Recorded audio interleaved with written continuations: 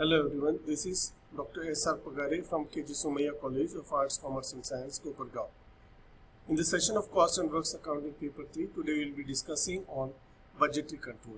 In this session, we will be seeing the meaning, definition and features of budget and budgetary control.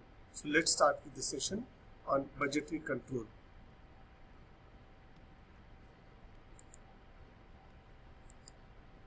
Let's see the definition of budget.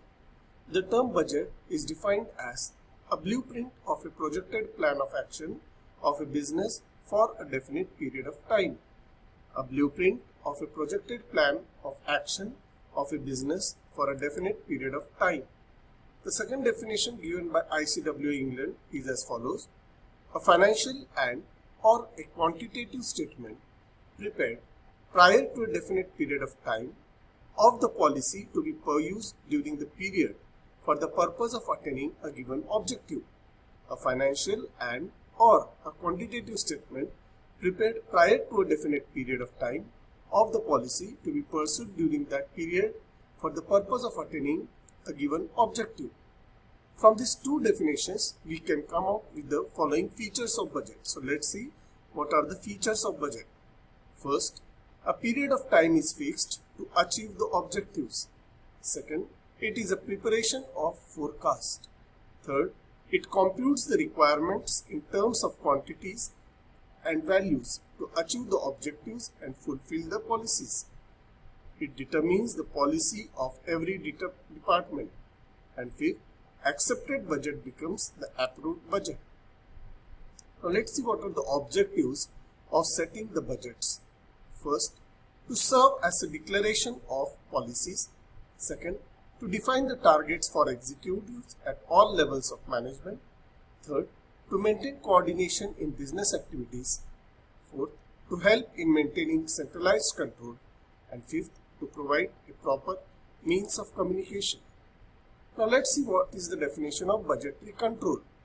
ICWA London defines the term budgetary control as follows: the establishment of budgets relating to the responsibilities of executives to the requirements of a policy and a continuous comparison of actual with budgeted results, either to secure by individual action the objective of that policy or to provide a basis of its revision. I repeat, the establishment of budgets relating to the responsibilities of executives to the requirements of a policy and a continuous comparison of actual with budgeted results, either to secure by individual action the objective of that policy or to provide a basis of its revision. There are 7 stages involved in budgetary control, so let's see each stage. First, fixing the responsibilities of executives and managers. Second, establishment or setting up of various budgets. Third, recording of actual performance. Fourth, comparison of actual results with the budgeted figures. Fifth, calculate budget deviations. Sixth, investigation into the causes of deviations. Seventh, taking corrective measures wherever necessary. Now let's see the features of budgetary control. There are 3 features. The first one is planning. It involves determining the objectives to be achieved over the budgeted period with the policies to be adopted for achieving set objectives. It helps in preparing the master budget. Master budget is a total decision model for top management. A budget is a plan of action. When plans are made in advance, the problems that may arise in future are anticipated. Second feature is coordination. Coordination is the process by which each subdivision of the organization works together with common objectives or goals to be achieved. It helps to fix the responsibilities of every individual and also maintains control on techniques to ascertain the goal. The third feature is control. Control follows planning and coordination. Control is necessary to ascertain that plans and objectives are achieved. Control in budgeting is aimed at keeping management informed of performances according to predetermined plans, objectives and policies. So, planning, coordination and control are the 3 important features of budgetary control. Let's see the objectives of budgetary control. First, to achieve firm objectives effectively and that too with minimum cost. Second, to determine the aims and targets of the business for each department of the business.